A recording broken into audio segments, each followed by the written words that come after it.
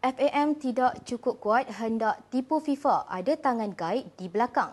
Dakwaan pedas itu disuarakan bekas Menteri di Jabatan Perdana Menteri, Datuk Zaid Ibrahim, yang menegaskan penipuan melibatkan Persatuan Bola Sepak Malaysia FAM tidak mungkin berlaku tanpa campur tangan pihak yang lebih berkuasa.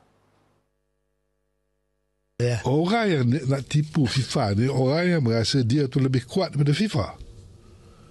FAM ni satu affiliate FIFA. Satu rakaman yang tular, Zaid berkata tindakan FAM membuat kepalsuan tidak mungkin dilakukan tanpa campur tangan pihak lain kerana Badan Induk Bola Sepak Negara itu sendiri tidak mempunyai kuasa sedemikian. Menurut Zaid, idea untuk menipu FIFA tidak timbul daripada FAM sendiri, sebaliknya daripada individu atau kumpulan yang merasa diri mereka lebih berkuasa daripada Badan Induk Bola Sepak Dunia itu. Beliau juga menyindir tindakan FAM yang bukan sahaja dikenakan denda 1.8 juta ringgit oleh FIFA, malah kemudiannya turut mendenda pemain sendiri.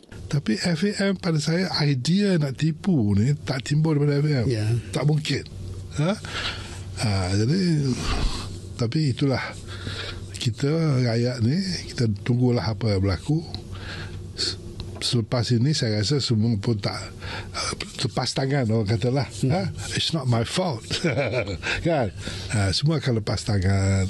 Yang rugi, yang malu ialah kita. Tambah Zaid, isu ini mencerminkan betapa sistem dalam negara penuh dengan kepalsuan dan kuasa tersembunyi yang memanipulasi keadaan yang akhirnya menyebabkan rakyat menanggung malu. Zaid menyifatkan insiden itu umpama tamparan di muka sendiri apabila maruah negara digadai oleh tangan-tangan yang sepatutnya menjaga nama baik Malaysia.